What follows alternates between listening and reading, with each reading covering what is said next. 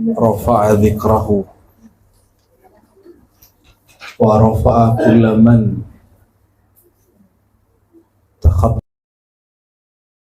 ala sabilihi wa rafa'a kulla man fi qalbihi hubbu habibihi sallallahu alaihi wasallam. Allahumma bihabibikal mustafa farzuqna hubbaka wa hubba nabiyyika.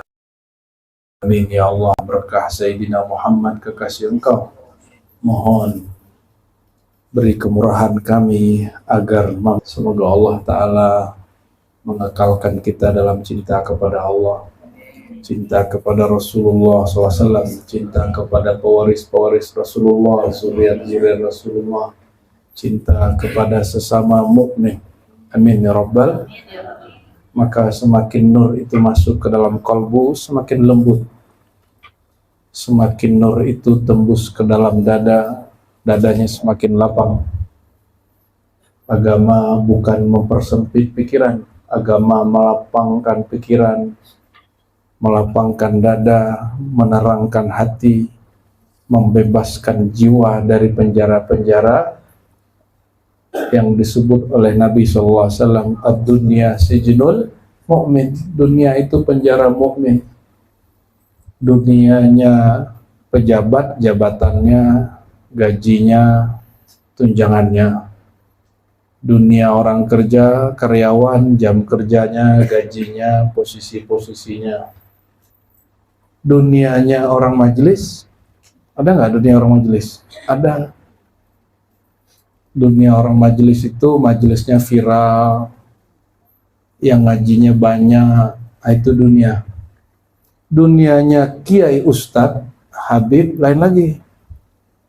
Kata Imam Al-Ghazali, dunianya para mu'alim, para ulama itu al-jah, kemuliaan, al-atba, pengikut.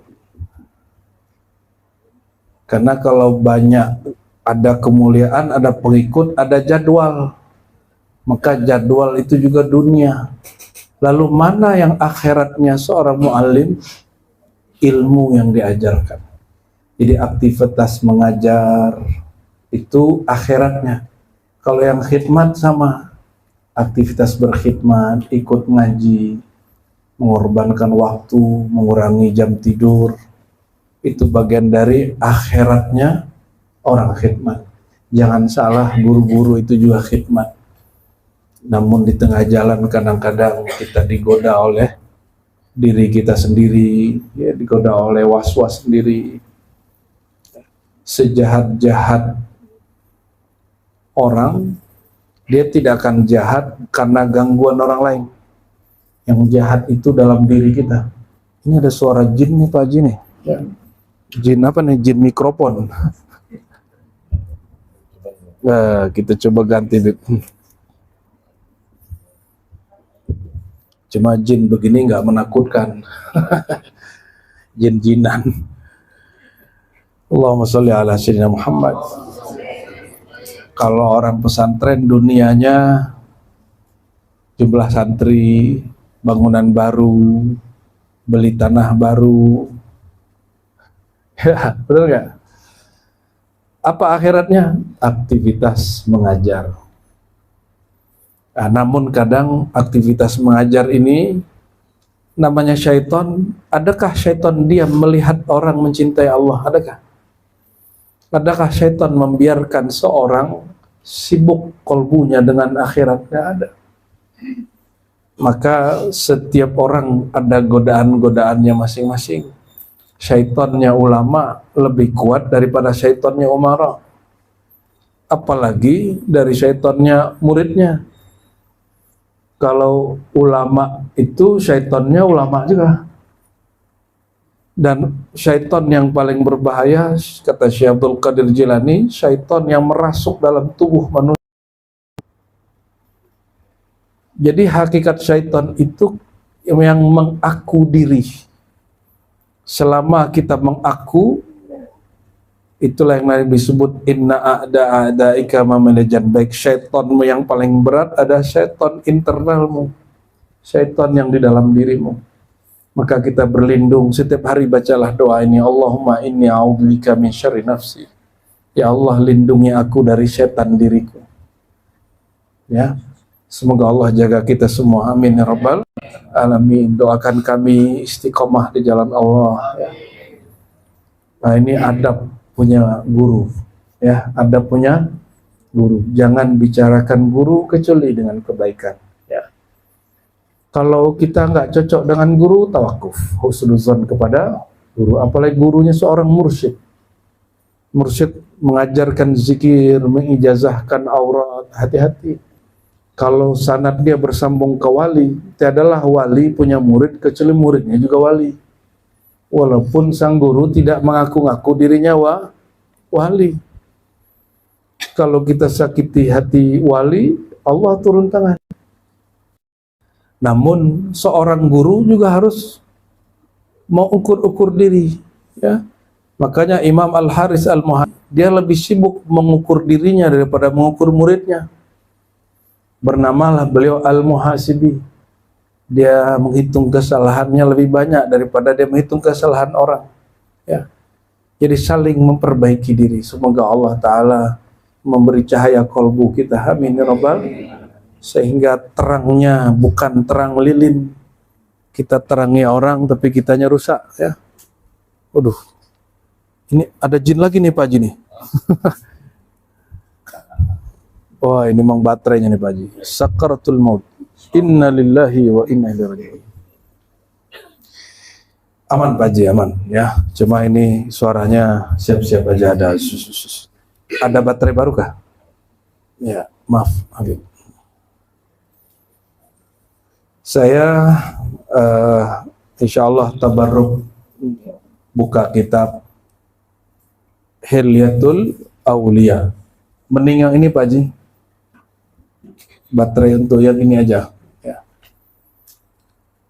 Hilyatul Aulia ditulis oleh Imam ahli hadis, namanya Al-Hafiz Abu Nuaim Al-Asbihani dari kota Isfahan, ya. Beliau ini ilmu hadisnya lebih banyak dikenal, tapi belakangan sejak muncul kitab Hilyatul Aulia dikenalnya sebagai sufi muhaddis. Wafatnya tahun 430, ya, Hijriyah. Qaddasallahu sirrahu. Jadi ternyata ini suara jinnya sudah mulai hilang. Ternyata di abad ketiga itu dan di abad keempat, orang mulai mempertanyakan tasawuf sebagaimana orang mempertanyakan ilmu kalam. Apa yang dipertanyakan orang, benarkah ilmu tasawuf itu berasal dari Rasulullah SAW? Jika benar, adakah contohnya dari sahabat terbaik Sayyidina Abu Bakar, Umar, Utsman, Ali, ya, radhiyallahu taala anhum ajma'in, ya. Maka beliau istikharah kepada Allah, dia tulislah satu kitab judulnya Hilyatul Aulia, ya. Pakaian para aulia wa tabaqat al-asfiya, dan tabaqat artinya generasi angkatan orang-orang suci, ya. Ini cetakan paling murah Pak Haji, Darul Hadis, ya. Ini kitab pertama yang saya beli dari karya Abu Nuaim dulu. Tapi ini bukan punya saya, ini punya Pak Haji, ya. Ini cetakan paling murahnya ini. Karena Darul Hadis ini bukunya bagus, sayangnya pentahqiqnya kurang bagus. Jadi setiap kitab itu ada orang yang meneliti. Penelitinya disebut muhaqqiq. Dia kesemangatan yang bukan hadis, dia takhrij juga. Takhrij itu meneliti sumber, akhirnya dia doifkan yang bukan hadis Nabi, kan nggak perlu, ya. Bahkan tidak semua hadis Nabi perlu didoifkan, disohih-sohihkan. Kalau dia tidak berkaitan dengan halal haram, kita harus agak sedikit longgar. Oleh karena itu, ulama kita kalau nulis kitab sirah nabawi, kitab-kitab maulid, kitab tarikh, sejarah, itu nggak ada yang ketat pakai hadis. Kenapa? Tidak berkaitan dengan halal dan haram. Kata Sayyidina Ahmad bin Hanbal, Imam Ahmad bin Hanbal itu pendiri mazhab Hanbali. Idza rawaina fil halal wal harami tashaddadna. Kalau kami meriwayatkan hadis yang halal haram, kami ketat karena berurusan dengan hukum syariat. Wa idza rawaina fi ma siwa dzalik tasahalna. Tapi kalau tidak berkaitan dengan hal haram, kami longgarkan. Jadi kalau ada orang mendhaifkan hadis-hadis maulid, ya tunggu dulu. Ini orang kesemangatan ini ya. Terlalu semangat. Kalau hadis palsu perlu dikeluarkan, tapi kalau hadis dhaif tidak perlu. Ya. Hadis dhaif itu banyak faedahnya. Maka Imam Sya'rani ada risalah khusus dia tulis di bab dalam kitab Al-Mizan Asy-Sya'raniyah dan juga beberapa kitab yang lain bagaimana cara menyikapi hadis dhaif. Kalau nggak mau terima Imam Sya'rani karena dia seorang sufi, ya bacalah Imam Nawawi. Imam Nawawi di banyak pembahasan dia, ya bahkan di kitab hadis dia Al-Irsyad dan juga ya Al-Azkar, kalau yang kitab hadisnya, hadis zikirnya, ya, Tadribur Rawi yang disyarah oleh Imam Suyuti itu kan mensyarah kitab hadisnya Imam Nawawi, disebutkan di situ detail bagaimana cara menghadapi hadis yang dhaif, ya. Cuma orang sok-sokan hari ini ya, baru bisa mentakhrij hadis, wah, sudah begitu. Sudah berani melemahkan yang tidak perlu dilemahkan. Dan apa yang mengejutkan, tokoh Wahabi, pendiri Wahabi itu namanya Muhammad bin Al-Wahhab, punya kitab At-Tauhid, itu ada banyak hadis dhaifnya di situ. Di mana tuh? Ya, Ibnu Taimiyah di Majmu' Fatawanya ada beberapa hadis dhaif. Saya 2004 sampai 2006 saya teliti, banyak juga hadis dhaifnya. 2 tahun kita meneliti itu. Ya saya rasa 2 tahun udah cukup lah, ganti kitab lah. 2006 kita ganti ngaji kitab tasawuf yang berat-berat kayak Futuhat, Al-Futuhat Makkiyah Ibnu Arabi. Saya kaget ketika ada dosen saya mengatakan apa? Ibnu Arabi itu kafir karena mengajarkan wahdatul wujud. Yang sekarang lagi digaung-gaungkan lagi oleh Syekh Said Fodah yang dari Yordan. Ya. Kita nggak mau taklid mengkafir-kafirkan orang, bahaya. Kita kaji dari awal kitab sampai kitab 9 jilid. Walam ajid al-kufra fihi walau kana harfan. Saya tidak ketemu satu kufur pun di dalamnya. Yang ada hanya sebelumnya saya salah faham, beliau tidak bermaksud begitu. Itu yang ada. Nah, itu mukadimahnya biar pusing dikit kepalanya. Ngomong apa lah Rozini gitu ya. Ini bisa diganti lagi nggak Pak Haji? Suaranya bagus Pak Haji.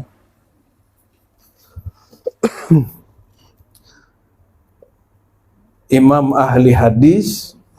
Jadi orang mengira sufi-sufi itu suka hadis palsu. Nggak benar. Sufi-sufi itu nggak ngerti hadis. Nggak benar. Imam sufi yang sezaman dengan Bukhari dan dia digerai Al-Hafiz, penghafal ratusan ribu hadis. Namanya Al-Hakim At-Tirmidzi. Dia punya kitab hadis, langsung dia syarah dalam bahasa Arab. Dia orang Tirmiz, sekampung dengan Abu Isa At-Tirmidzi, semasannya orang semua. Abu Isa At-Tirmidzi, nama dia yang saya sebut bersama apa? Al-Hakim At-Tirmidzi. Dia tulis kitab judulnya Nawadirul Usul.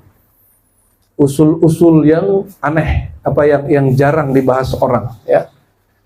Al-Hakim At-Tirmidzi ini pernah jumpa dengan gurunya Imam Bukhari namanya Qutaibah, pernah berguru kepada Ibnu Jarud, ya, sezaman dengan mereka tapi lebih muda.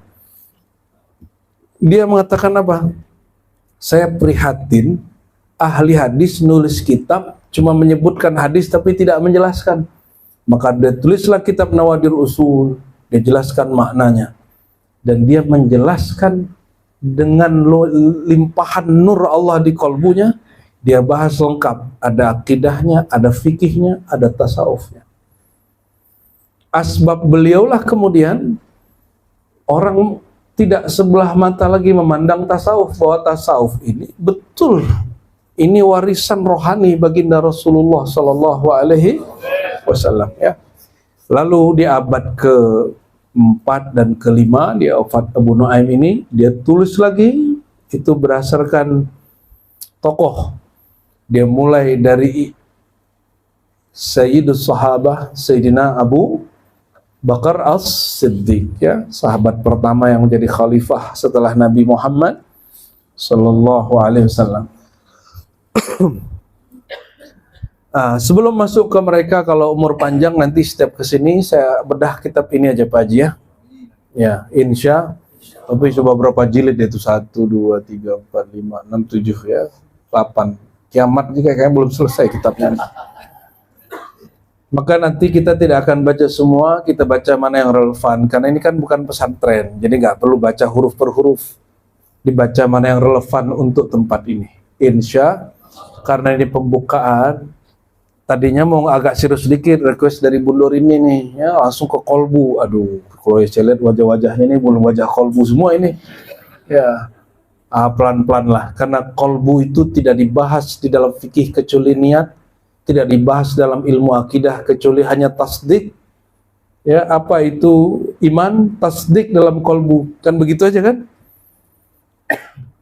Kalau dalam tasawuf diurai sedalam mungkin sampai kepada halnya, makomnya, kondisi-kondisinya, pencapaian-pencapaiannya, bagaimana cara pindah-pindah makom. Itu detail, dan ilmu ini sudah ada kitabnya, jadi ilmiah.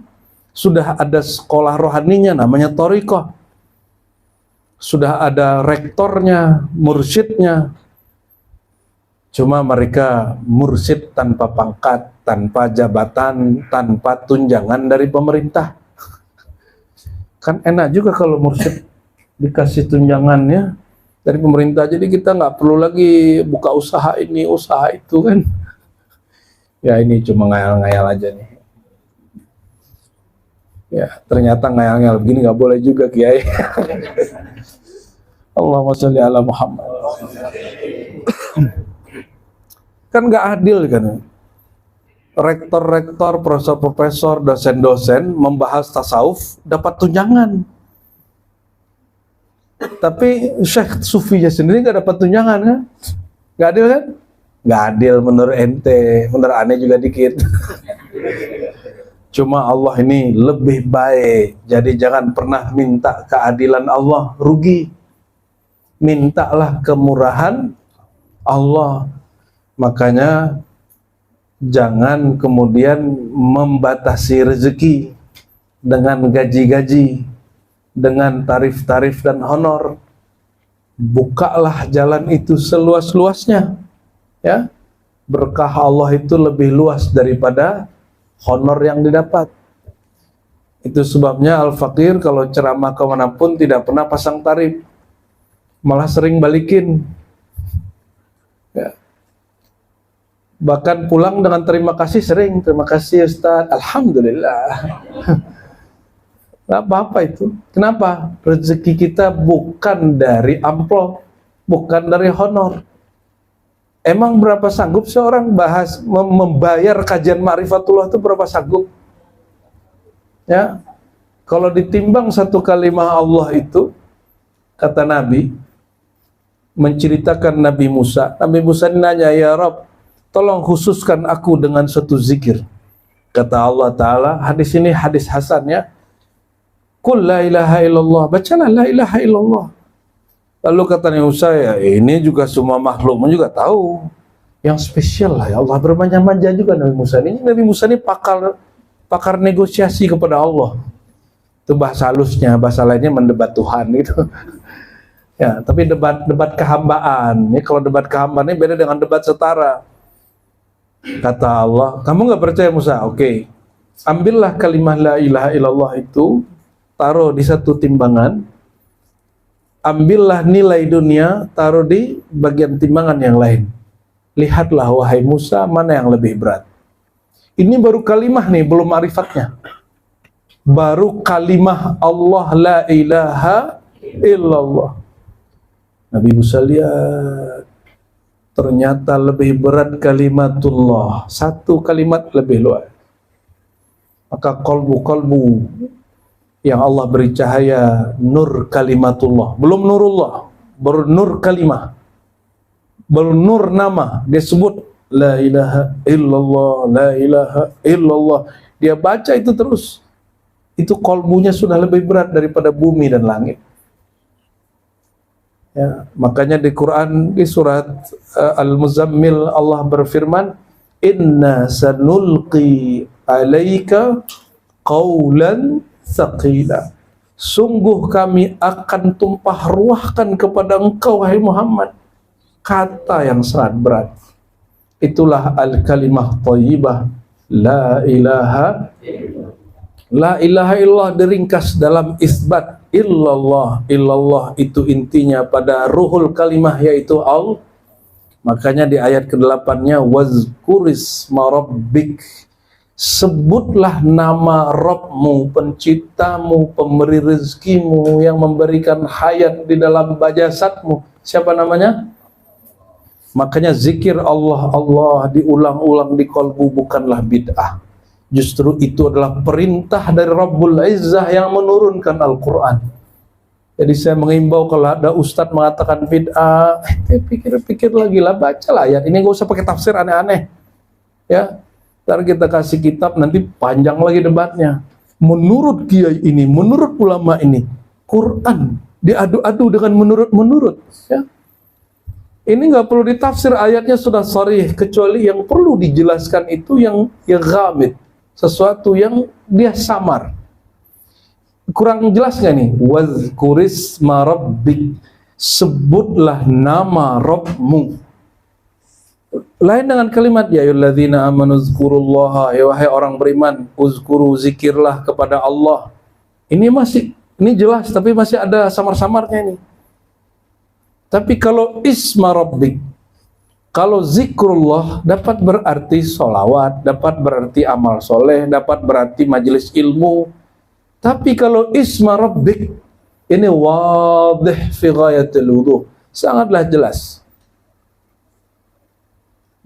Al-aslu fil amri lil wujub, pada dasarnya perintah di dalam Al-Quran itu wajib. Ini Allah berfirman nih, wadhkurisma rabbik, sebutlah nama Rabbmu, wa tabattal ilaihi tabtila, dan bertabattullah. Apa makna tabattul? Waqta ilaihi qat'a, fokus, jangan nyambi. Ngaji ma'rifat tuh nggak boleh nyambi, ngaji tarekat itu nggak boleh nyambi, ngaji tasawuf itu harus barengan. Maka saya nanya dulu ke guru saya, yang benar itu ngaji fikih dulu atau akidah baru tasawuf, atau tasawuf dulu baru ini dan itu, atau barengan? Kata guru kami barengan. Lihatlah manhaj Ghazali di Ihya Ulumuddin. Al-Ghazali membahas semua perkara fikih, akidah, tasawuf barengan. Beliau menentang dan memerangi dikotomi ilmu. Apa makna dikotomi ilmu? Memisah-misah ilmu fikih, ilmu syariat, ilmu kalam, ilmu tauhid, ilmu akidah dengan ilmu ihsan, ilmu tasawuf. Kata beliau, enggak boleh dipisah. Dipisah apa yang terjadi? Dia sebut waktu itu, ini kitab Ihya Ulumuddin, kata beliau, aku peruntukkan untuk orang yang merasa dirinya ulama, tapi kolbunya penuh dengan dunia, iri, dengki, hasad. Ini kitab obat untuk mereka. Itu Ihya Ulumuddin. Maka jilid 1, jilid 2, jilid 3 lebih dasar lagi, jilid 4, itulah jalan keluarnya. Jilid 3 ma'rifat ruh, ma'rifat kolbu, padahal ruh itu Allah rahasiakan. Qulir ruh min amrabbi, katakan hai Muhammad, ruh itu rahasia Allah. Kamu tidak diberi ilmu kecuali yang sedikit ini, kata Ghazali, itu lebih dari 7 samudra. Oh, kalau begitu ilmu ruh ini luas juga, boleh dibagi sebagian. Versi siapa? Imam Al-Ghazali. Dia tulis apa habis itu? Setelah dia tulis bab ruh, bab kolbu, dia tulis fasal ajaibul qalb, keajaiban, keunikan kolbu. Apa yang merusak kolbu? Apa yang menghancurkan kolbu? Lalu apa obatnya kolbu? Wah, ini Ghazali. Jadi dia nggak hanya bikin umat takut seperti kajian-kajian akhir zaman sekarang kan bikin orang panik rusuh. Kajian-kajian akidah hari ini bikin orang mencari-cari kesalahan sesama muslim. Kajian-kajian tarekat hari ini hanya untuk menggugat tarekat orang lain. Enggak begitu kata Ghazali. Kajian kita bukan untuk orang. Pertama, ibda binafsik. Mulai dulu, carilah adakah kesesatan di dalam dirimu, adakah penyakit kolbu di dalam kolbumu, adakah penyimpangan akal di dalam pikiranmu. Jadi Imam Ghazali ini kemudian mulai sadar dia selama ini aku hanya jadi juri. Cari-cari kesalahan orang, dia buat buku Ar-Raddu ala fulan, Raddu ala fulan, Raddu ala fulan, kritik terhadap syanu, kritik syanu. Lama-lama dia bosan juga. Kesepianlah Imam Al-Ghazali, tidak mampu berkalam 15 hari. Ya, datanglah dokter, kata dokter, ini bukan penyakit fisik, ini penyakit non fisik. Datanglah Abu Ali Al-Farmadi, kata dia, ke ukhruj, kamu keluar. Ya, itu satu versi menyebutkan yang nyuruh dia keluar ini Abu Ali Al-Farmadi, mursyid pertamanya. Wallahu a'lam bishawab. Sebelum Imam Ghazali itu ada Abu Ali Al-Farmadi, ada Imam Kusyairi. Sebelum mereka itu ada namanya Abu Nuaim Al-Isfahani. Nah, ini kitabnya kita harap. Jadi tadi itu baru mukadimah Pak. Selamat, kepalanya putar-putar. Ya harus begitu. Biar serius sedikit, tapi bisa dipahami, bisa kan? Ya, siapa yang mengatakan tasawuf tidak bisa dipahami? Bisa dipahami, selama dia dijelaskan dengan dalil-dalil yang masuk akal. Ya, insya Allah. Ya, selama ini saya belajar tasawuf justru akal saya tambah waras. Jadi kalau ada orang mengatakan belajar tasawuf itu gila, itu mungkin Thariqat al-Gilaiyah itu. Ya. Dan itu nggak masuk Thariqat Mu'tabaroh. Ya, kenapa?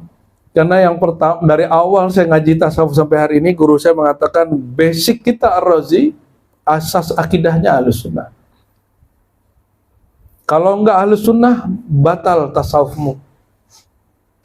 Gitu. Saya masih ingat ya. Syiah ada tasawuf enggak, Tuan Guru? Kata guru saya, ada filsafat irfani, tapi itu bukan tasawuf. Ada kesamaan pembahasan, tapi berbeda cara bertolaknya. Bertolaknya sufi dari kolbunya atau ruhnya, bertolaknya irfani tetap dari akalnya. Ini boleh diperdebatkan oleh pengamat Syiah nanti ya, nggak masalah. Ini kan bab keilmuan, boleh diperdebatkan. Ya. Makanya jadi falsafah irfani bukan jadi tasawuf irfani. Jadi agak beda. Bukan agak beda lagi, siang malam bedanya. Ya.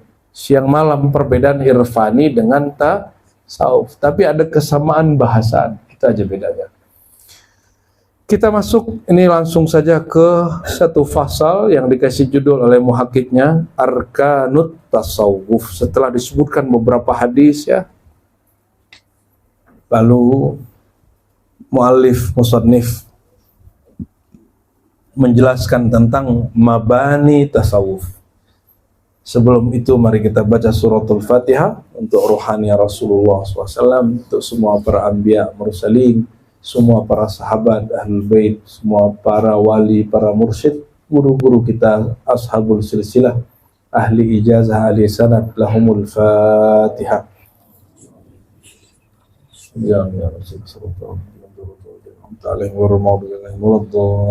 Amin. Wa bisanadina al-muttasil ila al-musannif al-hafiz Abu Nuaim al-Isfahani qala fama banil mutasawwifah al-mutahaqqiqah fi haqa'iqihim ala arkani arba'ah. Maka mabani, bangunan atau rukun atau prinsip para sufi yang mutahaqqiq. Jadi ternyata sufi ini ada dua. Sufi yang kazib, ada sufi yang mutahaqqiq, yang mereka betul-betul hak, menjalani jalan hak. Fi haqaiqihim, dalam hakikat rohani mereka, ala arkani arba'ah, dengan 4 pilar, 4 rukun.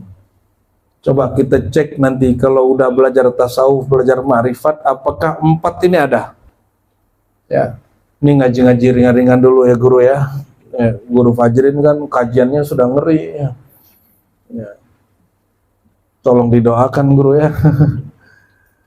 Pertama nih, coba kira-kira kalau belajar tasawuf yang terbayang apa? Suluk, kholwat, zikir. Ya, inti kalau sebut tasawuf kebayangnya apa? Wiridan, tasbih, ya kan? Orang bersorban, terus merem-merem gitu ya. Ya, seperti beliau kan, Syekh Hisham tuh kan, ente bayangannya begitu, jenggotnya panjang-panjang gitu. Ente kalau mikir tasawuf begitu, nggak ada mursyid di Indonesia berarti, karena mursyid Indonesia ketua Jatman sekarang sama ketua lama jenggotnya nggak ada.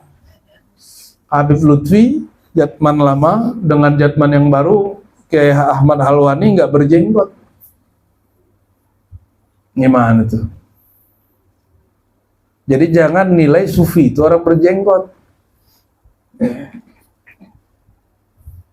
Masuk? Jadi tasawuf itu apa? Yang ente bayangin apa?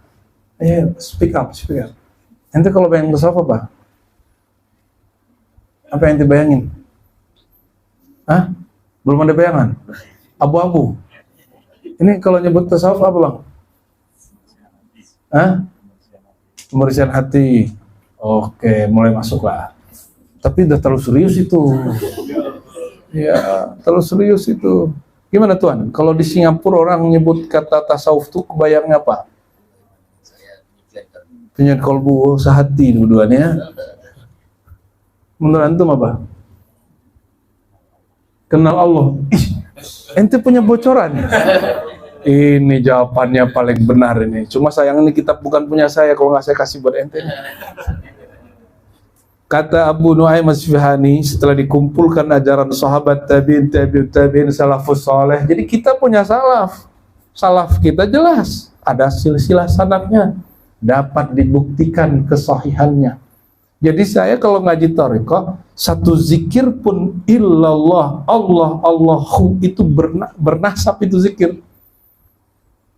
Ada silsilahnya itu, nggak boleh zikir sendiri ente, nggak boleh. Zikir itu nggak boleh dibuat-buat, mesti terima dari guru mursyid. Makanya insya Allah ya, kalau benar orang bertasawuf berthariqahnya bersanad kepada guru, dia orang yang ab'adun nas anil bid'ah, paling jauh dari bid'ah. Karena semua zikir dia ijazah dari gurunya, gurunya dari gurunya terus. Kira-kira kalau ente ngamalin zikir ijazahnya dari mana? Dari buku. Itu bid'ah itu orang. Kalau dalam ilmu hadis namanya wijadah. Zikir nemu di kitab. Apalagi nemunya di YouTube. Ya, al-YouTube. Ya, sekarang kan suara di YouTube bisa diedit AI. Hati-hati. Mukanya muka aneh ya kan. Zikirnya ternyata bukan zikir kita. Makanya kalaupun kata Syekh Ali Jum'ah, kalau mau ngaji lewat sosial media, pastikan otoritatif. Apa mana otoritatif? Benar-benar dari channel orang itu, atau murid-muridnya, atau muhibbin yang jujur. Kalau enggak, haram. Ya, sanadnya ghair muttasil wal amal bihi mamnu, mengamalkan dengannya terlarang. Ya. Jadi ente bener ya. Tasawuf itu yang pertama bukan penyucian dulu. Kalau penyucian terlalu serius itu terlalu berat. Yang pertama dulu, yang ringan-ringan dulu, yang selama ini dikira orang berat, padahal itu paling basic, yaitu mengenal. Maka kata musannif, rukun pertama tasawuf bukan amal zahir, bukan amal qalbu, amal batin, tapi amal sir. Apa amal sir? Ma'rifatullah, ma'rifatullahi tabaraka ta'ala, mengenal Allah. Jadi Mengenal Allah itulah awal tasawuf, bukan zikir-zikiran, bukan wirid-wiridan, bukan khalwat mujahadah riyadhah, itu nanti. Orang kalau tidak kenal Allah, dia tidak akan mau duduk lama-lama zikir. Kenapa orang mau kerja berangkat pagi pulang sore? Karena dia tahu nilai yang akan dia dapat di akhir bulan. Kenapa orang mau sujud lama-lama, habis sujud, habis assalamualaikum masih zikir lagi? Kalau karyawan yang diharapkan gaji, ganjaran. Saya mau tanya, ibu-ibu ini masak buat suami, apalagi khidmat buat suami, minta gaji atau berharap cinta dibalas? Cinta dibalas, dapat perhatian pasangan, itu levelnya sudah up, itu udah tinggi itu. Insya Allah ibu ini tidak ada yang material ya, walaupun suka materi, tapi mencintai suaminya bukan karena urusan dompet lagi semata. Dompet itu hanya penunjang fasilitas, betul Bu ya? Beneran nih. Besok-besok jangan nafkahi ya. Coba dilihat benar nggak cintanya. Allahumma sholli ala Muhammad. Karena istri kenal ke suaminya, maka dia khidmat. Kata orang barat nih, filosof, kayaknya ada yang sering dianggap ahli filsafat di TV itu, dia nggak mau nikah kan orangnya, ya, pakar debat tuh. Dia kan nggak mau nikah, kita nggak tahu dia benar nggak nikah, wallahu alam ya. Dia nukil kalam filosof di barat. Nikah itu awal perbudakan. Laki-laki memperbudak dirinya untuk istrinya, kerja berangkat pagi pulang sore. Istri memperbudak dirinya, mohon maaf, seksual, makan, minum. Itu logika orang barat coba. Dia tinggal di Indonesia, dia pakai cara berpikir orang barat, dia salam. Orang kalau nggak pernah menikah, nggak tahu filsafat mengalah. Ya, betul nggak? Filosofi mengalah. Ini yang jomblo-jomblo dah.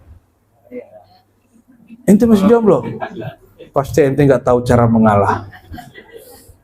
Tapi kalau sudah menikah, ada namanya seni mengalah. Seni siap salah. Orang menikah begitu. Benar Habib ya? Walaupun beliaunya Habib, harus siap salah juga sama istrinya. Kalau lagi tengkar nih sama istrinya bilang, kamu gak tahu aku Habib ya? Gak ada urusannya. Kalau kiai nih, kamu gak tahu aku Hafiz? Aku nih tamatan pesantren, urusannya apa, masalah-masalah aja. Ya kan?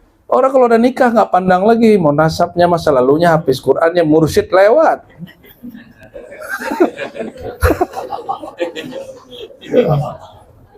Jangankan itu, ada makhluk mulia setelah Nabi Muhammad, setelah Abu Bakar Siddiq. Kalau dia jalan, setan lari. Namanya siapa?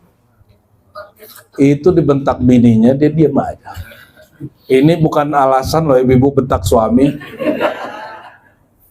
Ya, Umar itu paham. Istri itu ada yang bentaknya itu karena dia hatinya kotor, ada karena memang ingin meluapkan emosinya yang kalau nggak diluapkan bisa berabe, ya, bisa-bisa terjadi kebakaran internal.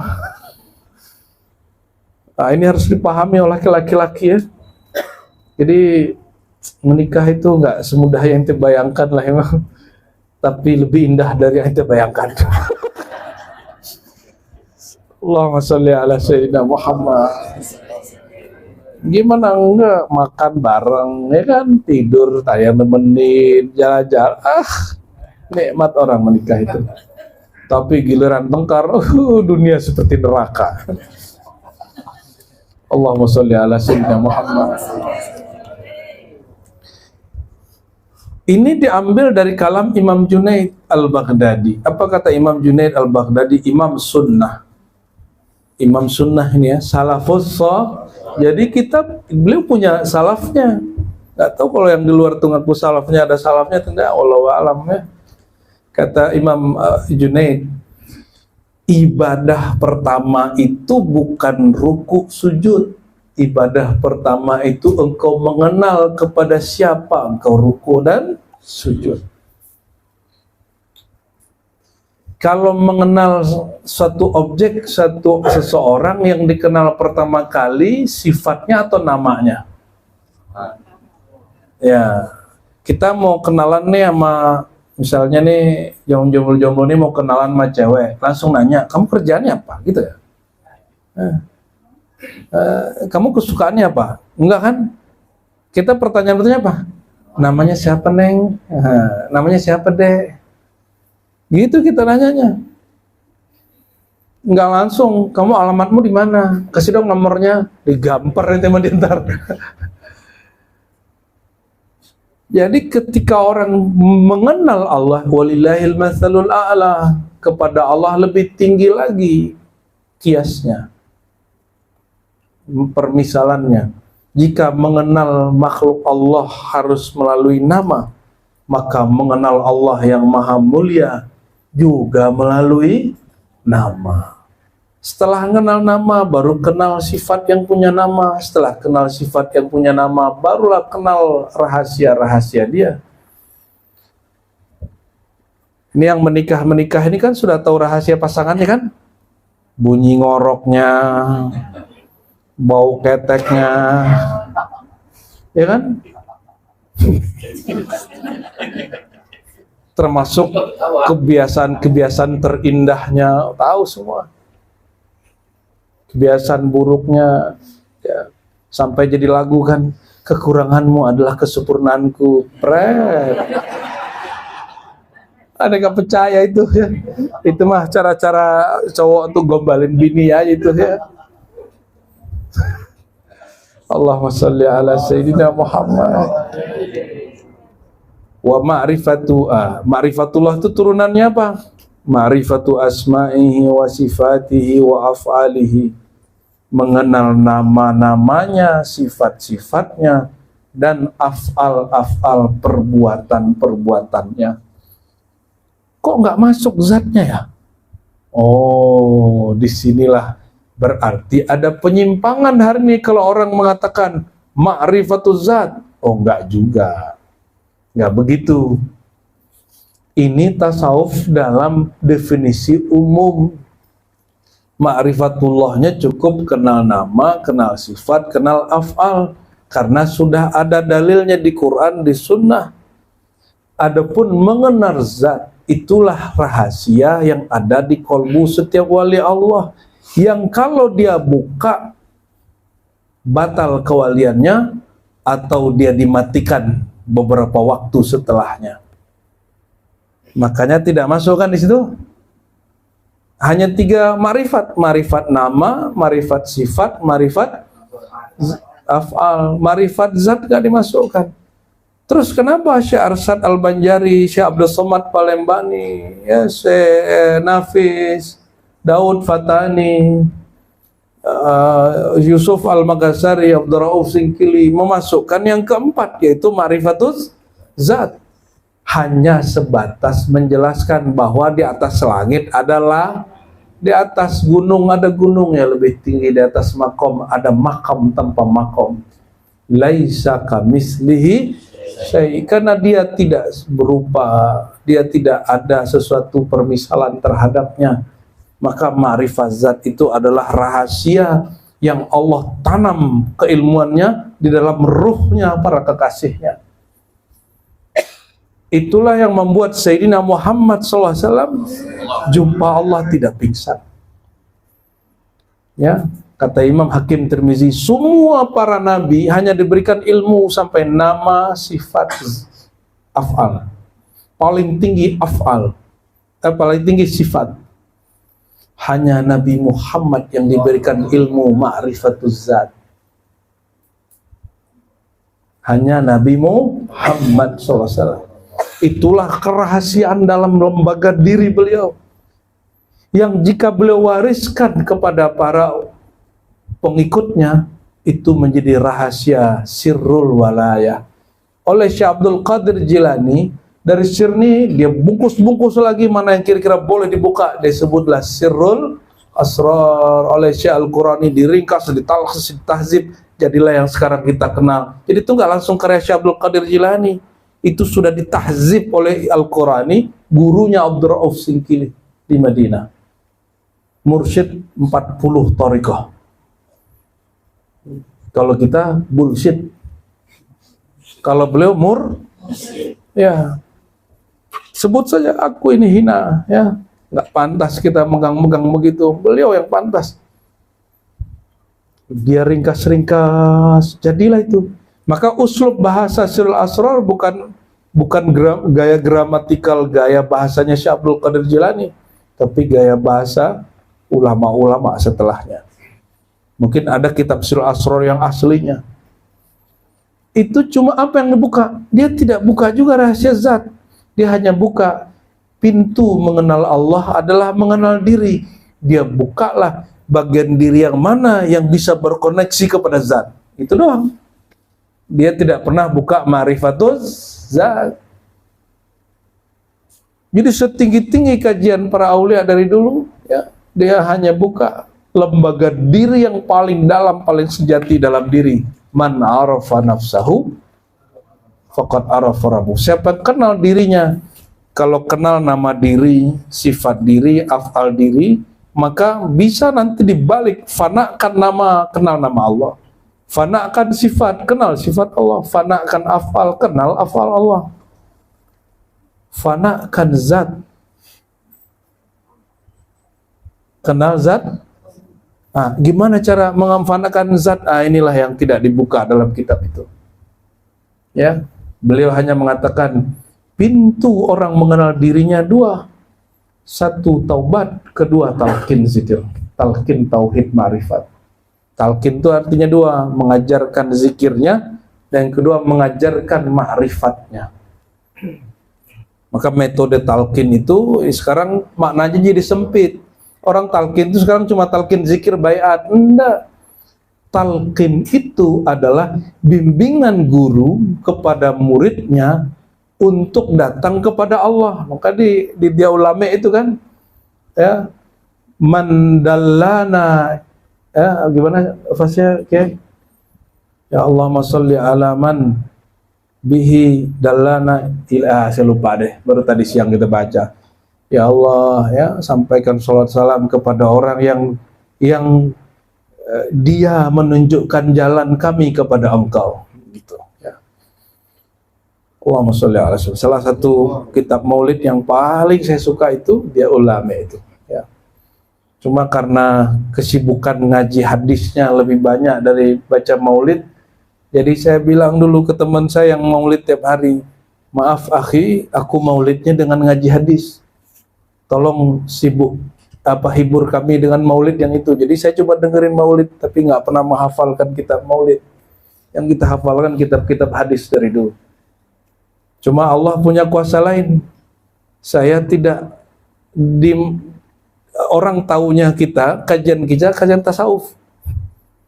Padahal basic saya di hadis, Pak. 15 tahun saya ngaji hadis. Ngajar full dalam bahasa Arab. Bukan pakai bahasa Indonesia, apalagi bahasa orang Batam. Jadi kita hari-hari itu, walaupun hidung saya tidak semancung Habib, nggak brewok kayak Habib, tapi insya Allah ngomong bahasa Arab setiap hari. Ya, alhamdulillah, ya. Kenapa sholat kita bahasa Arab, doa-doa kita pakai bahasa Arab, Quran kita bahasa, hadis Nabi kita bahasa Arab, Nabi kita orang Arab, maka idealnya seorang mukmin itu mengerti bahasa Arab walaupun nggak bisa berkalam. Ya, alhamdulillahirabbil alamin. Jadi tasawuf rukun pertamanya apa? Ma'rifatullah, mengenal. Kalau kenal Allah, apa yang mesti dikenali? Nama. Nama Allah itu banyak.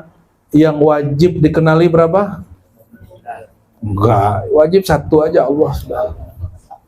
Repot benar hidup ente. Yang wajib satu aja, Allah. Yang lain furuknya.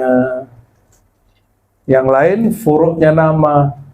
Semakin kenal nama-nama yang lain, Asmaul Husna, Asmaul Zat, Asmaul Sifat, kan begitu pembagian Imam Baihaqi ya, maka semakin dalam kema'rifatannya.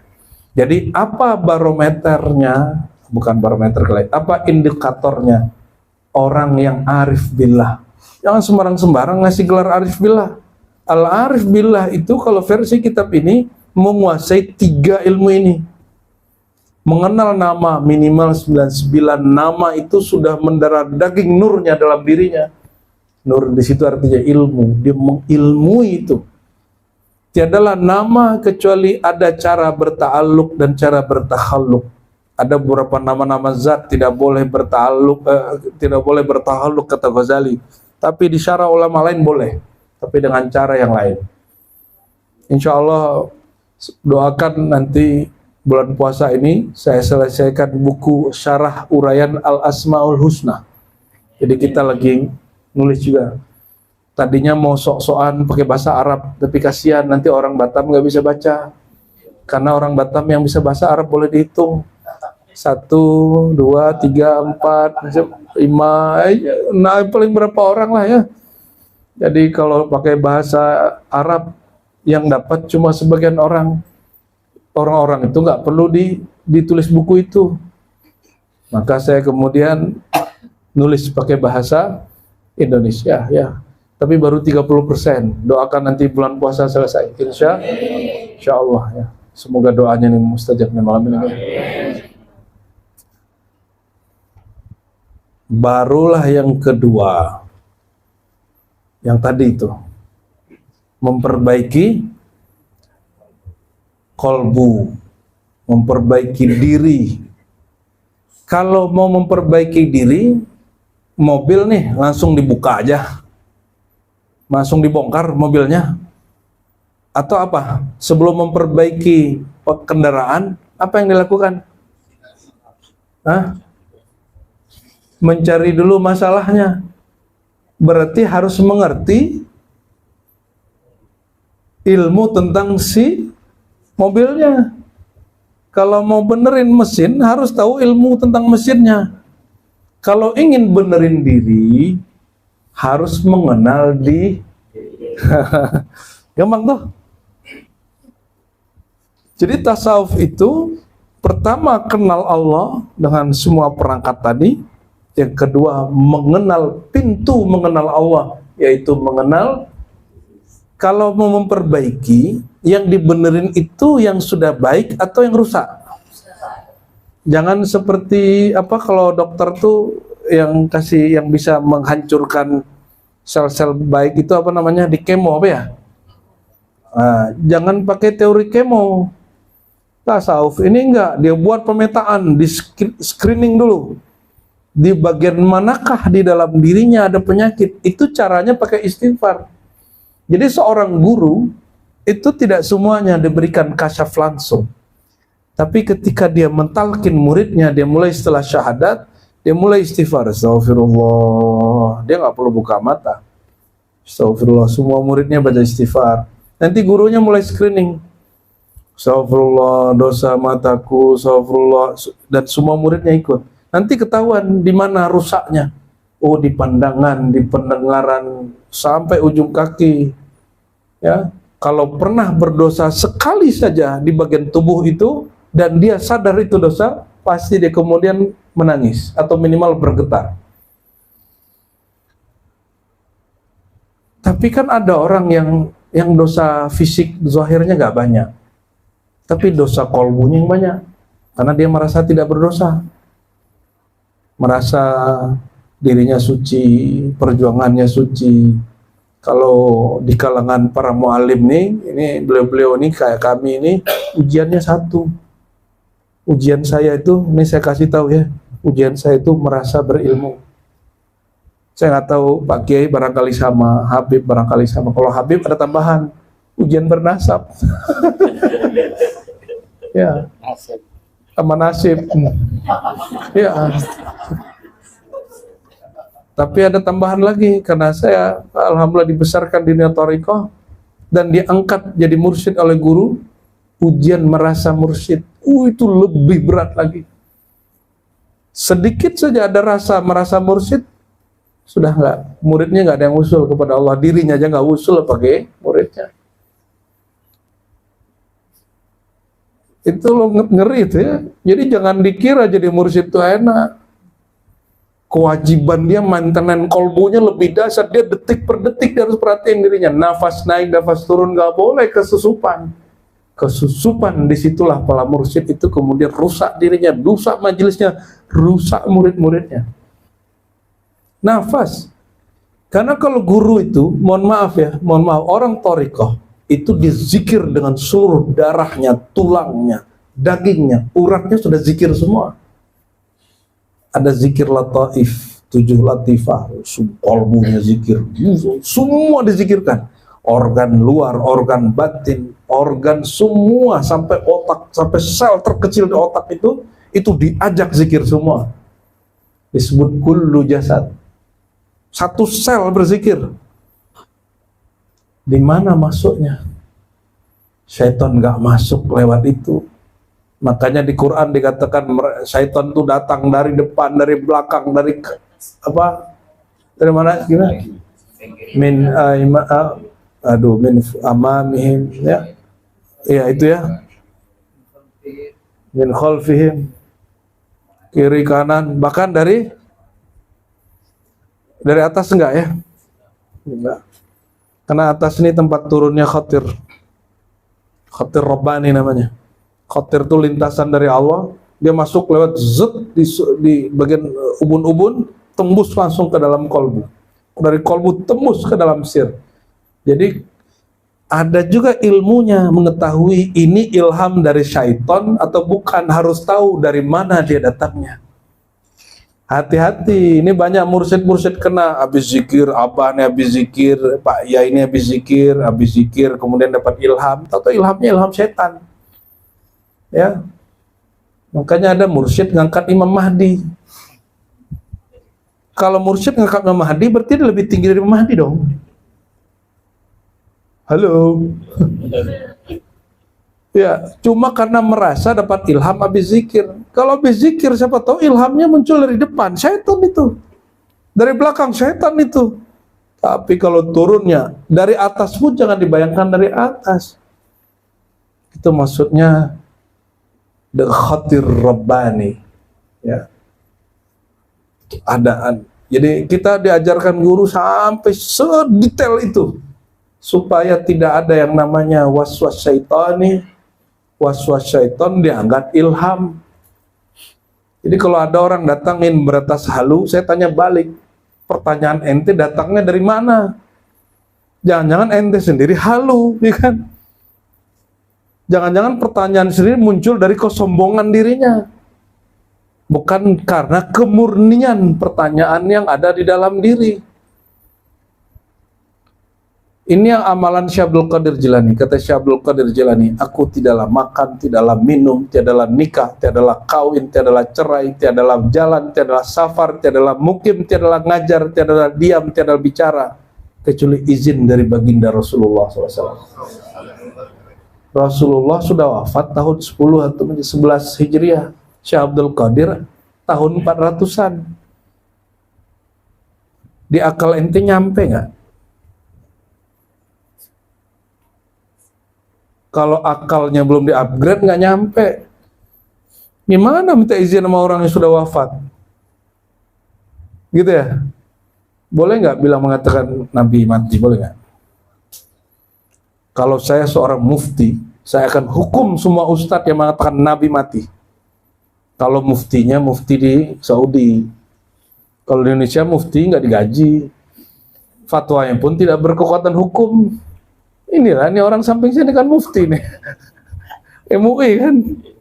Ya, MUI ini, kalau ini lain lagi nih, sekretaris Jatman ini lebih ngeri lagi. Allahumma sholli ala Muhammad. Seandainya saya berada di negeri yang fatwanya berkekuatan hukum, saya akan memanggil siapapun yang mengatakan Nabi mati. Itulah yang disampaikan oleh Imam Subuki dulu. Termasuk mengatakan Nabi miskin. Dua pantangan ini dikatakan oleh sebagian pendai. Ya, apalagi yang mengatakan Nabi dengan kata-kata tidak pantas ya. Baik dari masa kecilnya sampai beliau wafat. Kenapa kok bisa begitu? Ini adab kepada baginda Rasulullah SAW. Quran, coba Quran.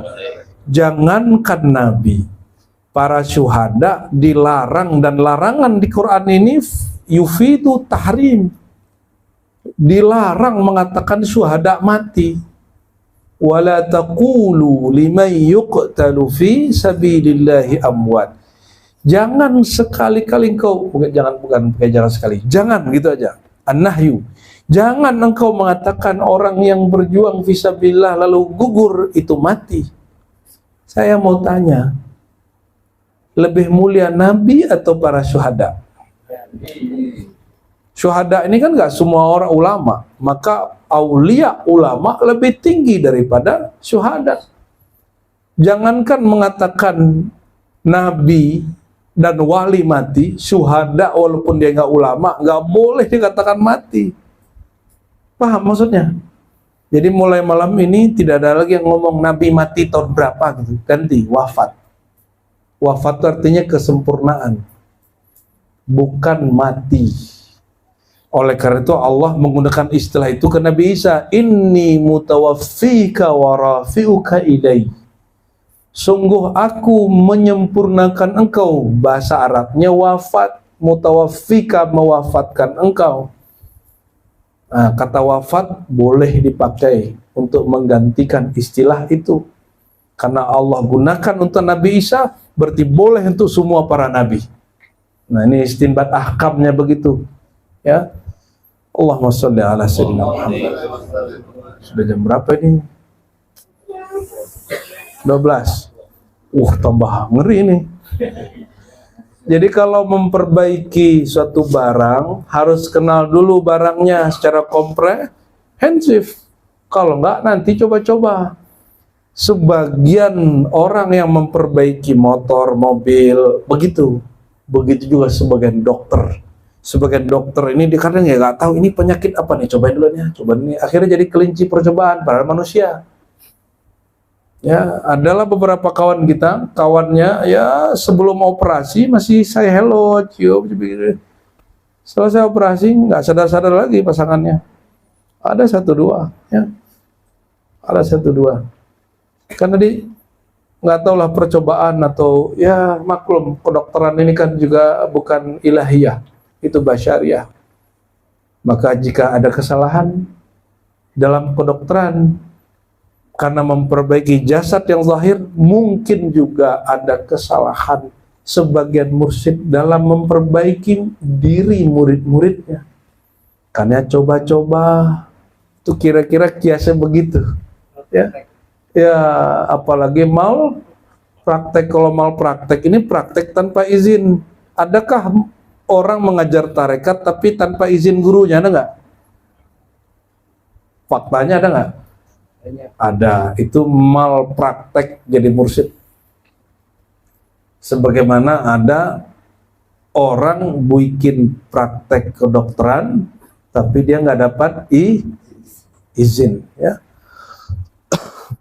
Kalau kita habis baca buku 1000 kedokteran, boleh nggak buka klinik? Halo, baca 1000 buku arsitek, boleh nggak saya bikin tata kota, ya? Jangan kalau buat rumah kekecilan, tata kota langsung, nggak boleh, ya. Kalau saya sudah baca 1000 buku tasawuf, bolehkah saya menjadi mursyid? Harus izin dari mursyid sebelumnya, supaya bersambung kepada surah Al-Ahzab, ya, wahai Nabi, inna arsalnaka syahidan wa mubasyiran wa nadhira wa da'iyan ilallahi biidnihi wa sirajan munira. Jadi Rasulullah SAW pun dapat ijazah dari Allah, izin, wada'iyan ilallahi biiznih. Tuh kalimatnya begitu. Dan Rasulullah itu mengajak orang kepada Allah dengan izin Allah sendiri. Itulah izin langsung. Maka mursyid ini ada dua jenis. Mursyid yang sahih ya. Mursyid yang dapat ijazah dari gurunya lewat kertas, lewat tulisan, lewat kalam ajastuka. Aku ijazahkan engkau menjadi mursyid. Ada mursyid al-Muhammadi. Dia dapat ijazah dari gurunya secara kertas, secara lisan, dan rohaninya, man ra'ani fil manam fasayarani yaqazatan.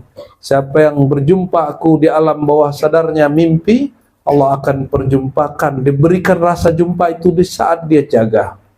Hadis sahih Bukhari. Hadis sahih Bukhari. Kalau orang nggak ngerti dikira ketemu Nabi ini epilepsi, sakit ayan. Enggak, dia nggak paham. Orang ayan itu gimana? Dia gitu-gitu dulu kan? Kalau Rasulullah begitu nggak? Orang jumpa Nabi baik zahir batin, yakzah, manaman, sadar ataupun lagi tidur, nggak ada begitu. Nggak ada begitu ya. Kalaupun ada, ya paling dia ngomong getar aja. Rasulullah pernah mengatakan, bukan Rasulullah ya, Sayyidah Aisyah nanya ya, wahai Rasulullah, bagaimanakah wahyu datang kepadamu?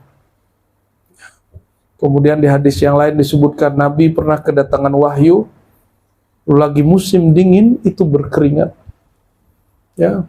Di hadis yang lain Nabi ditanya bagaimana wahyu datang kepadamu, beliau mengatakan jika datang seperti suara lonceng itu paling berat. Ya, wa huwa asyaddu alayya, itu paling berat sekali. Dan itu bukan sakit ayan atau epilepsi. Jadi ada efeknya juga orang dapat wahyu itu. Ini yang disebut dengan jazbah, jazab. Jadi ada wali jazab, itu dia. Nabi Muhammad hanya sampai keringat. Kalau kita dapat hal yang sama bisa hancur lebur. Nabi Musa pingsan. Al-Halat langsung salah ngomong dia, anal haq. Syekh Siti Jenar langsung kebalik-balik dia ngomong anallah. Itu karena rahasia itu turun. Ilhamnya itu turun, ketukar-tukar. Ternyata pernah ada itu di hadis Nabi, hadis Sahih Muslim. Seorang sahabat, dia lagi safar, itu ontaknya hilang. Dia udah cari kemana-mana gak jumpa, sampai ketiduran di bawah pohon. Bangun-bangun dijilatin sama ontaknya. Hadis Muslim ada di Riyadhus Shalihin ya. Dijilat-jilatin. Pas sudah kaget, ya Allah, anta abdi wa ana rabbuka. Kata si hamba sahabat ini, saking farhan bahagianya dia, ya Allah, engkaulah hambaku, akulah Rabbmu. Kebalik-balik. Dan itu Nabi mengatakan Allah tersenyum. Harusnya menghadapi Al-Halat, Syekh Siti Jenar itu pakai senyum, jangan pakai fatwa haram sesat. Ya, jadi mohon maaf saya nggak sepaham dengan kiai yang mengatakan Syekh Siti Jenar sesat. Allah aja tersenyum kok main beginian. Saya nggak sepaham kalau orang mata halal sesat, nggak. Demi Allah nggak ridho kita. Ini manhaj Imam Ghazali yang diambil dari sunnah Nabi Muhammad SAW, bahwa Allah tersenyum. Harusnya kita senyum juga lah sama orang begitu ya. Mungkin dia lagi mabuk kali gitu aja, mabuk cinta. Kebalik-balik ngomongnya. Orang kasmaran aja kadang bisa berbulan-bulan. Dunia seakan milik mereka berdua. Gimana kalau orang jatuh cinta ke Rasulullah SAW? Bagaimana kalau orang cintanya kepada Allah Rabbul Alamin? Bisa mabuk nggak kepayang itu? Itulah hal-hal. Makanya nama Al-Halal masih dinukil dalam kitab Awariful Ma'arif yang menjadi ummahat kutub tasawuf. Nih, induk kitab tasawuf itu pertama, ya, pegang ya. Satu, Risalah Kusyairiyah. Kedua, Awariful Ma'arif. Ya, yang lebih awal sebenarnya Qutul Qulub Abu Talib Al-Makki. Berikutnya Ihya Ulumuddin. 4 aja. Ya, yang lain tambah-tambahan. Nah, nanti baru Dari 4 inilah muncullah banyak kitab. Ya. Salah satunya Fathur Rabbani, Syekh Abdul Qadir Jilani, Futuhul Ghaib. Itu sudah level-level yang seriusnya itu. Itu kalau versi saya al-ummahat al-arba'ah, bukan sittah ya. 4 kitab utama dalam tasawuf ya. Nah, di Ribat kita alhamdulillah sudah khatam itu Awarul Ma'arif 2 kali. Alhamdulillah, nikmat dari Allah.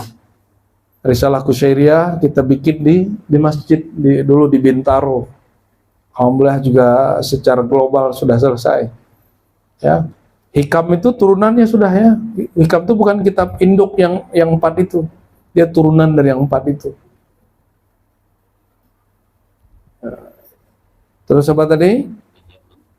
Kutul Qulub 2 jilid. Baru Ihya Ulu. Jadi kalau kita baca Kutul Qulub dan Ihya Ulumuddin itu mirip sekali.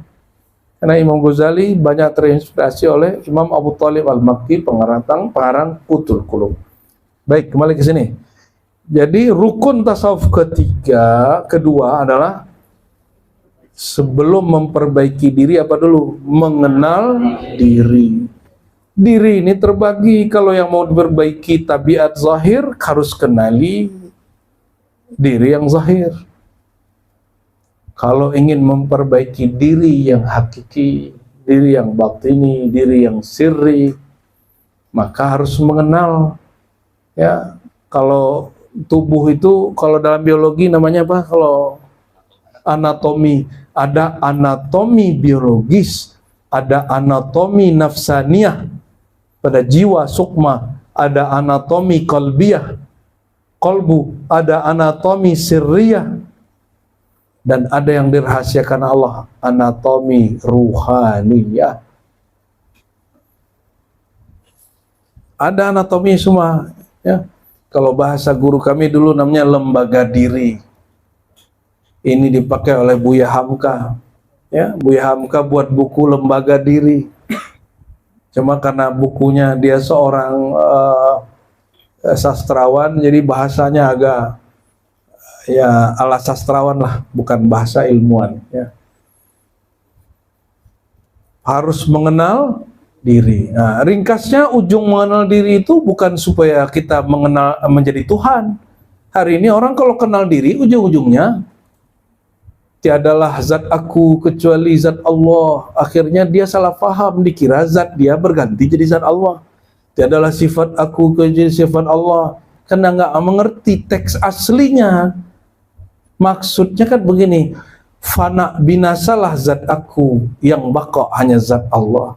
Fana binasalah sifat aku, yang baqa lestari sifat Allah. Fana binasalah nama aku, af'al aku, yang nyata hakiki hanya Allah. Bukan berarti aku ini Allah, itu namanya mengakuisisi Tuhan. Mengakuisisi baju kawan kita aja nggak boleh, apalagi mengakuisisi perhiasannya Allah. Makanya Allah mengutuk siapapun yang merasa di dalam dirinya ada Tuhan. Raden, Allah mengutuk siapapun yang mengatakan, yang mengaku dirinya itu di dalam dirinya ada Tuhan, sehingga dia udah nggak mau sholat lagi. Tapi kalau orang mengatakan dengan mengenal diri engkau mengenal Tuhan, itulah ajaran tasawuf yang hakiki. Jadi bukan berarti di dalam sir ada Tuhan itu maksudnya Allah masuk ke sir, bukan begitu. Emang muat. Sir itu singgasana Allah. Singgasana Allah bukanlah Allah.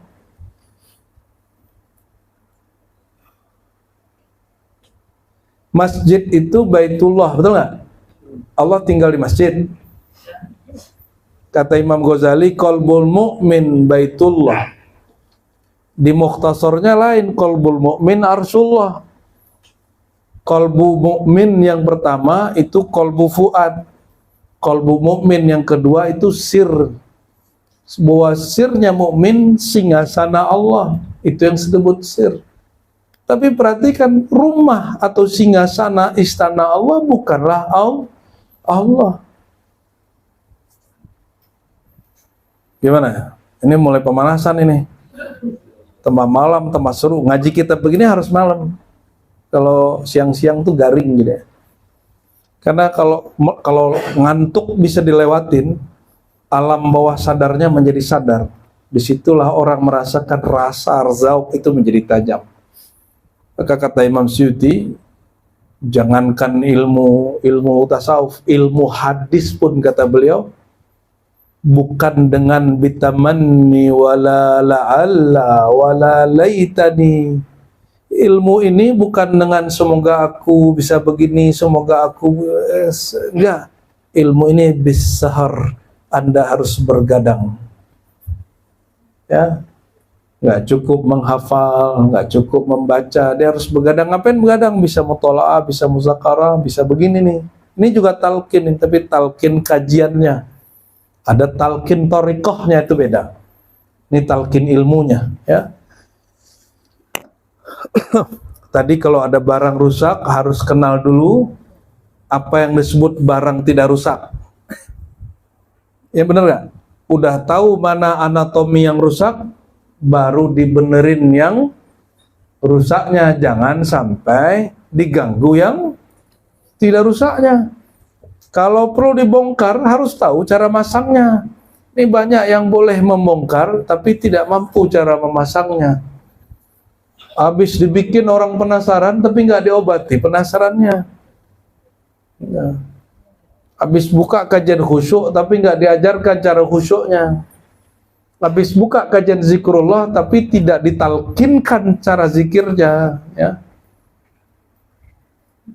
Tapi talqin itu mahal, nggak boleh diobral, ya.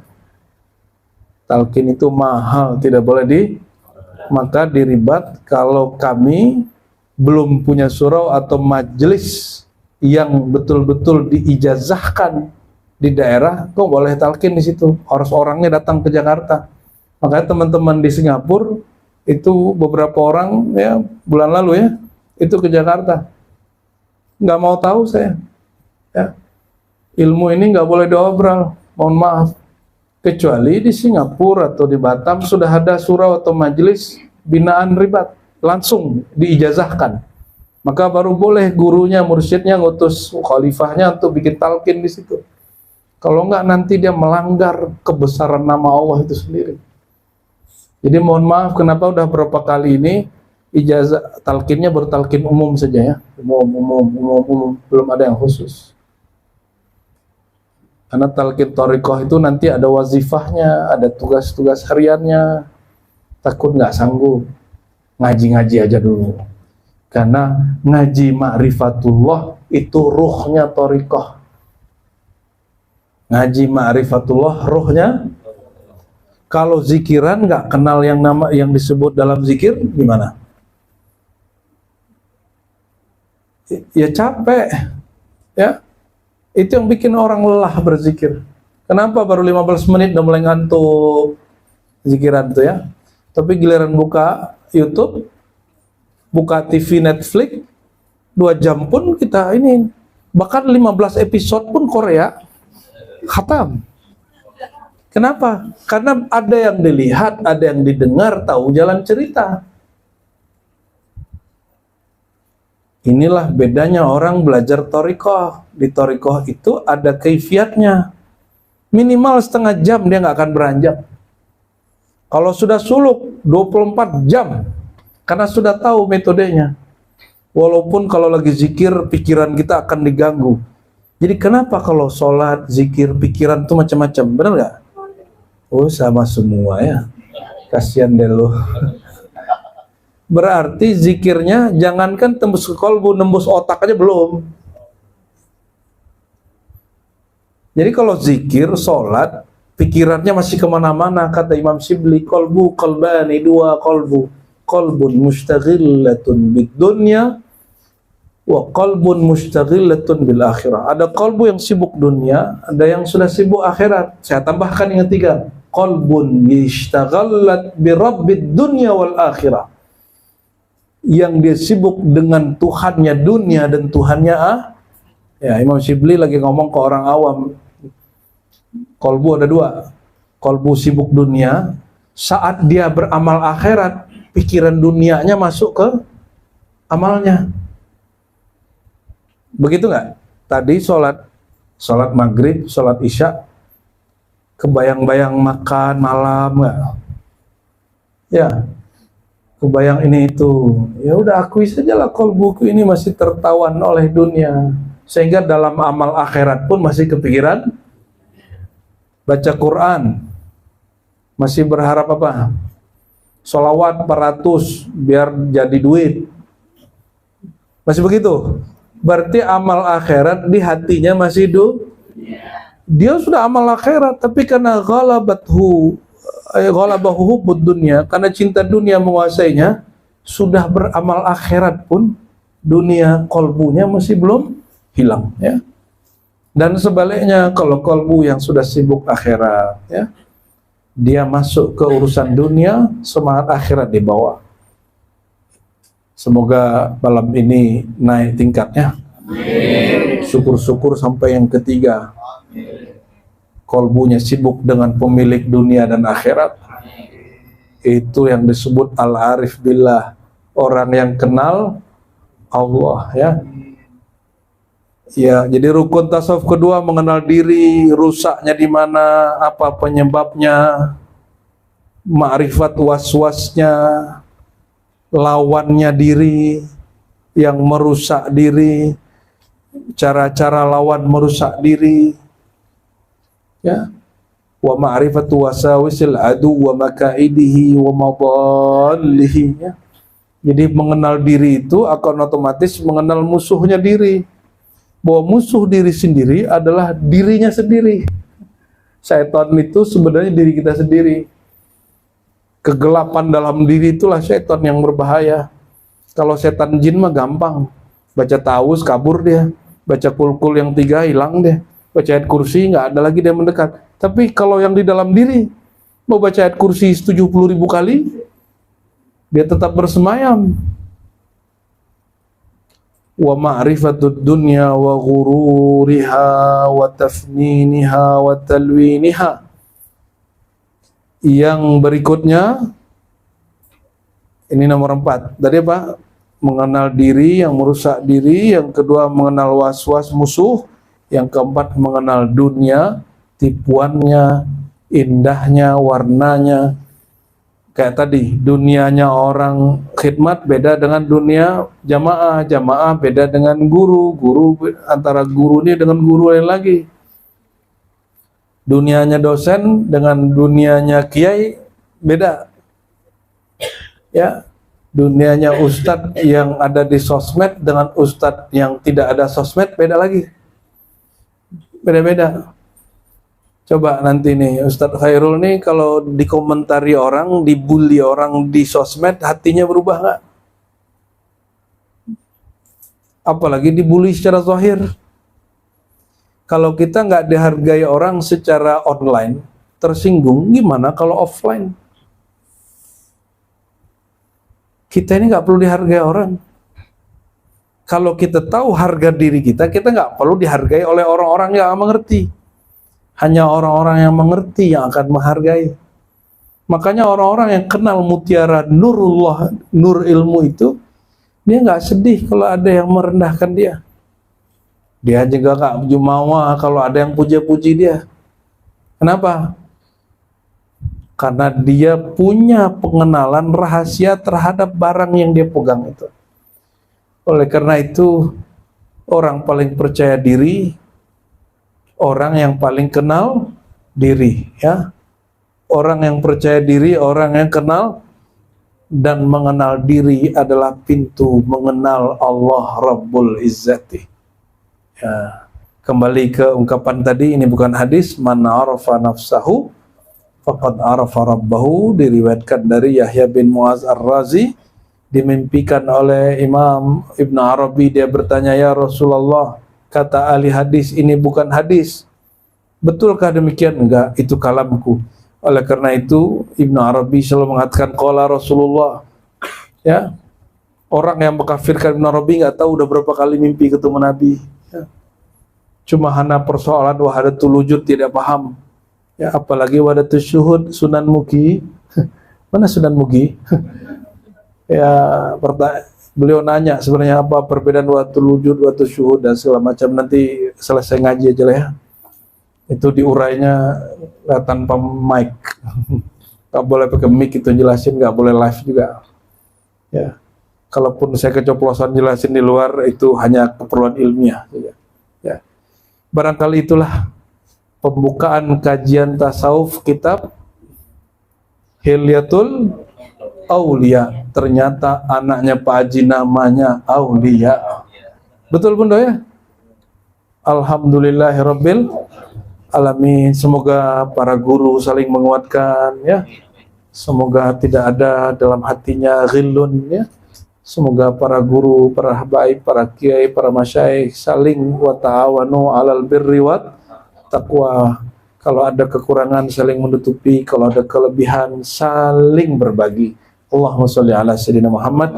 Subhanakallahumma wa asyhadu an la ilaha illa anta astaghfiruka wa atubu ilaik. Assalamualaikum warahmatullahi wabarakatuh. Salatullah salamullah ala taha rasulillah. Salatullah salam